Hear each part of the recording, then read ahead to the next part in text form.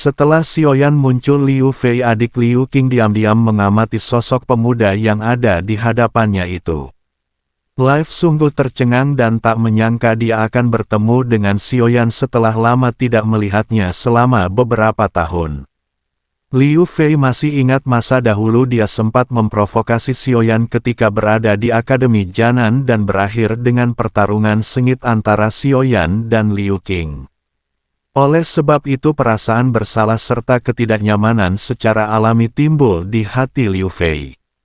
Sementara itu di sisi lain tatapan Xiaoyan kini masih terfokus ke arah Liu Qing. Menurut pengamatannya kekuatan pemuda ini seharusnya telah mencapai bintang 7 dohuang.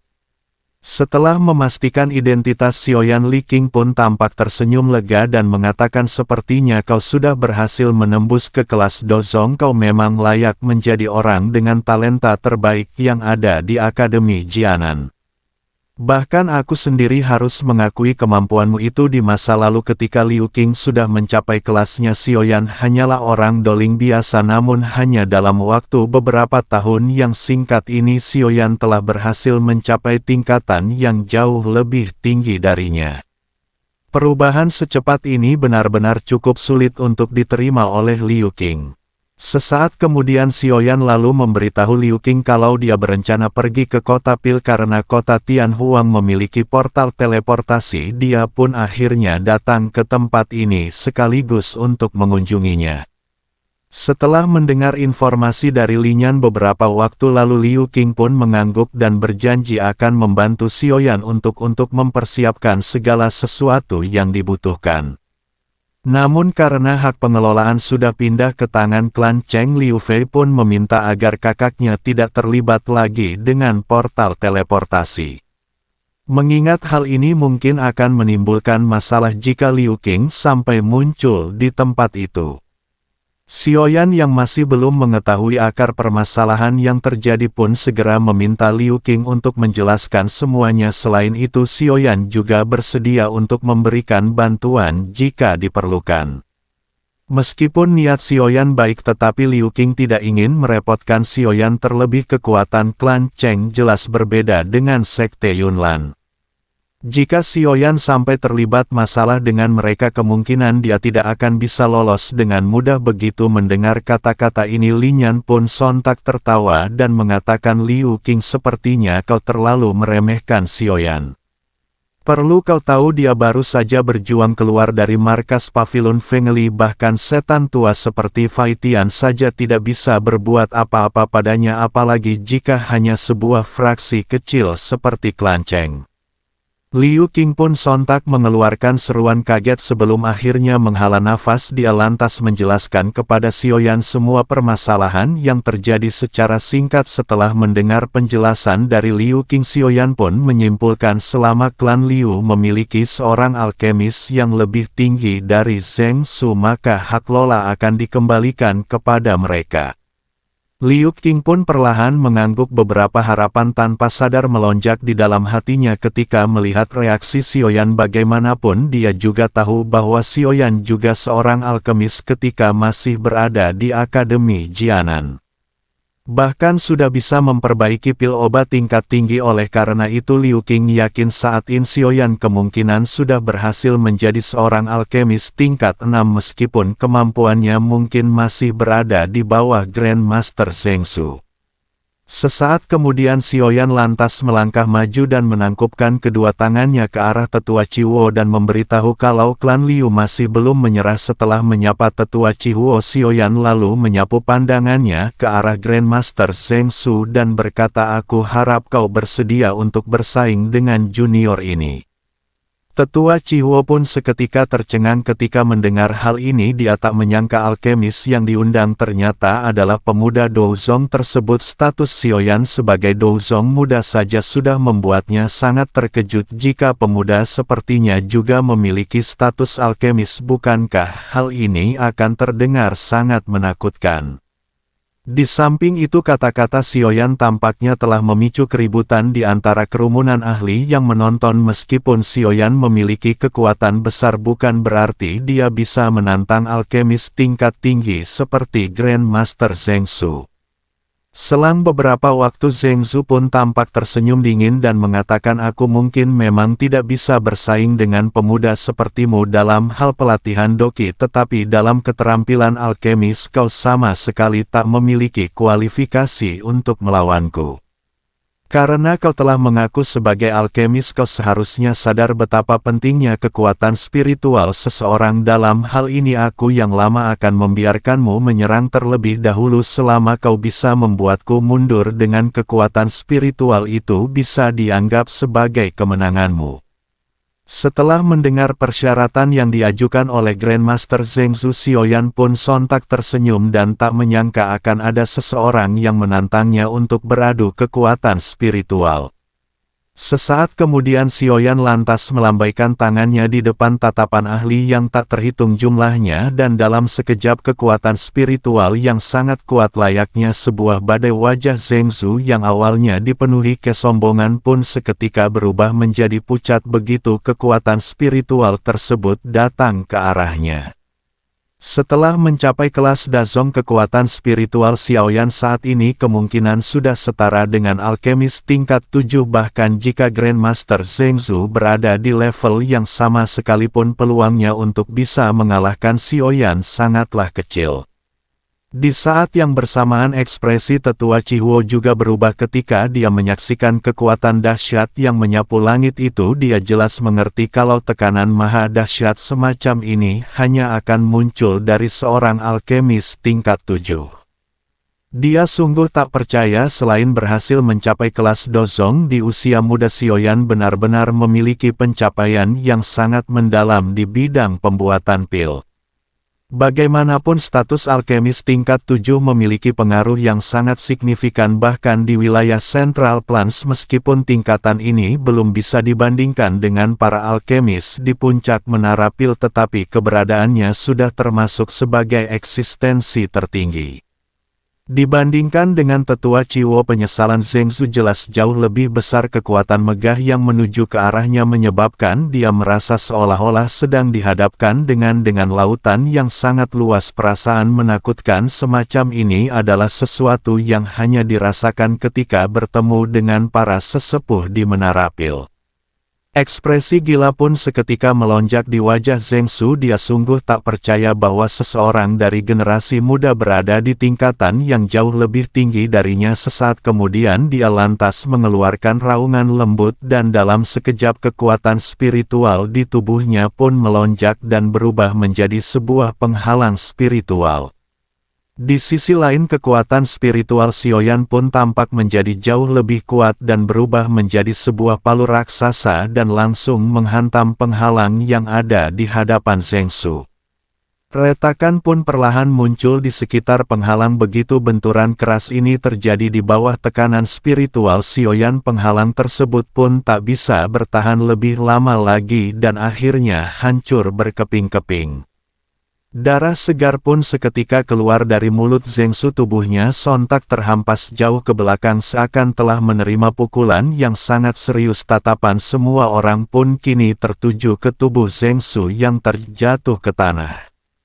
Tidak ada yang tahu apakah dia masih hidup atau mati. Mereka sungguh tak percaya alkemis tingkat 6 sepertinya benar-benar telah dikalahkan secara telak oleh seorang pemuda hanya dalam satu pertukaran singkat.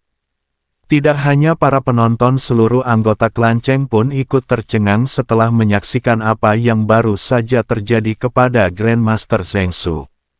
Pada saat ini Chihuo pun hanya bisa terdiam dan tak bisa berkata-kata. Dia sangat ingin tahu dari manakah klan Liu Qing bisa mendapatkan seorang alkemis tingkat 7 tersebut.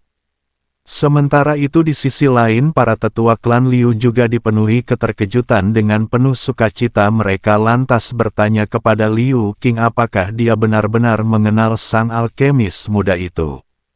Sebuah kebanggaan pun perlahan muncul di hati Liu Qing. Dengan suara pelan dia lalu berkata, jika dia bukan temanku, apakah kalian pikir sosok hebat sepertinya bersedia untuk ikut campur? Jawaban ini secara alami membuat para tetua dan anggota klan Liu sontak dipenuhi kegembiraan.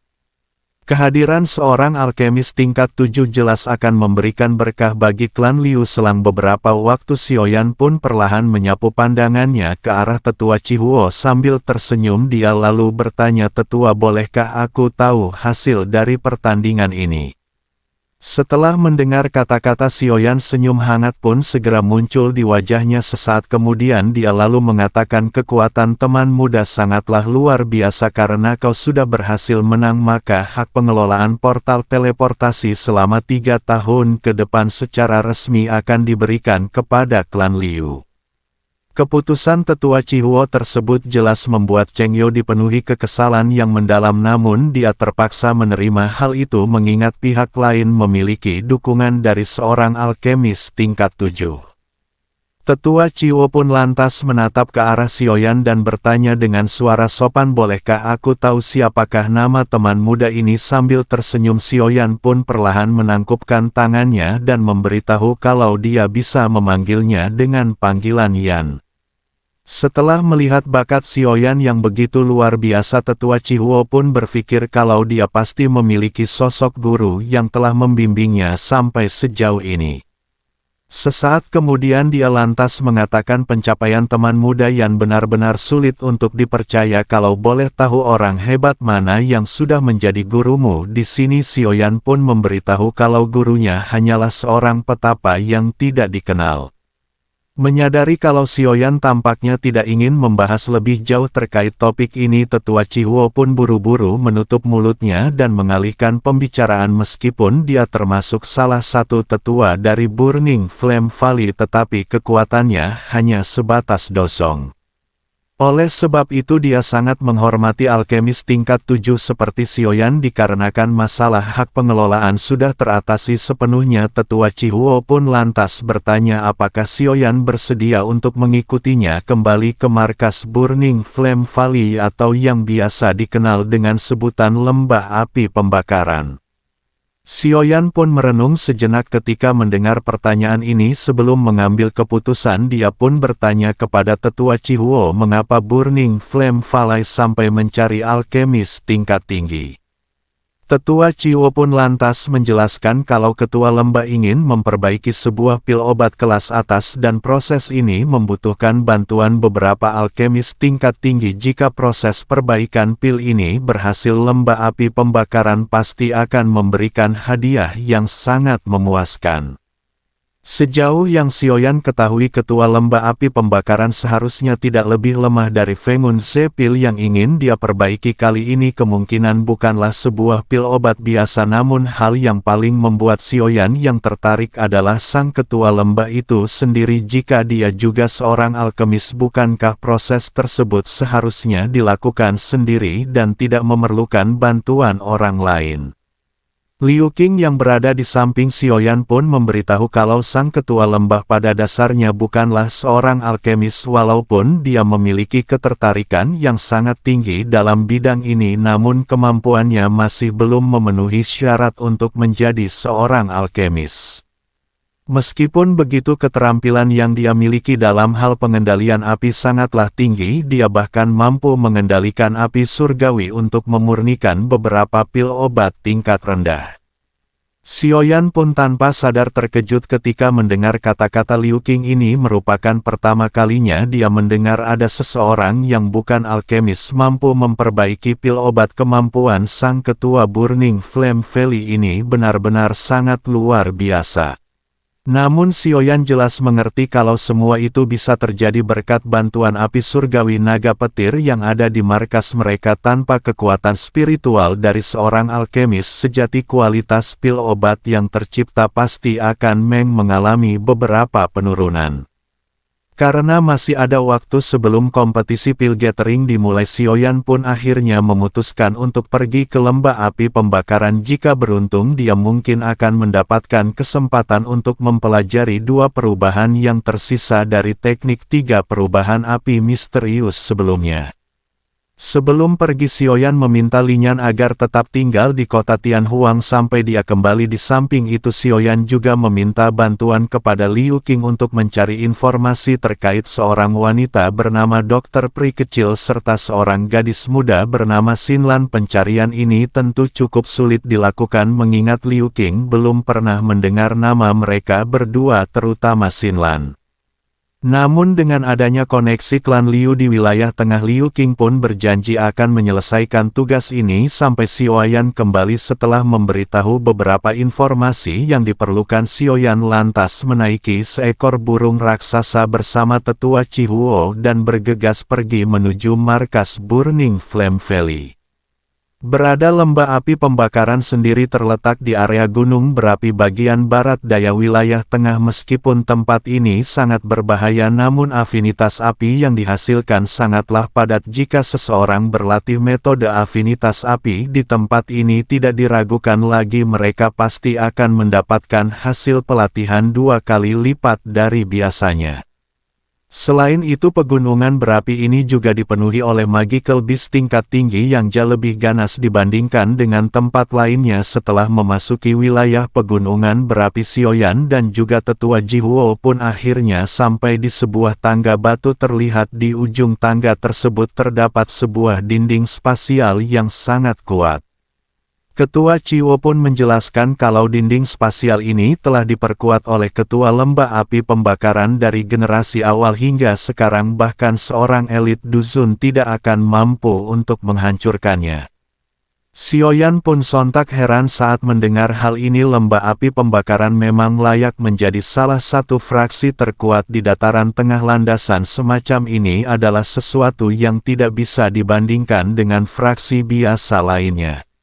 Singkat cerita, tetua Chihuo pun lantas mengeluarkan sebuah token dari penyimpanannya dan langsung menempelkannya ke dinding. Sesaat kemudian dinding tersebut pun perlahan terbuka dengan sendirinya. Tetua Chihuo pun lalu tersenyum dan mengajakkan untuk memasuki tempat tersebut. Nah, sampai di sini spoiler 106 part 1. Sampai jumpa, tunggu episode besok lagi.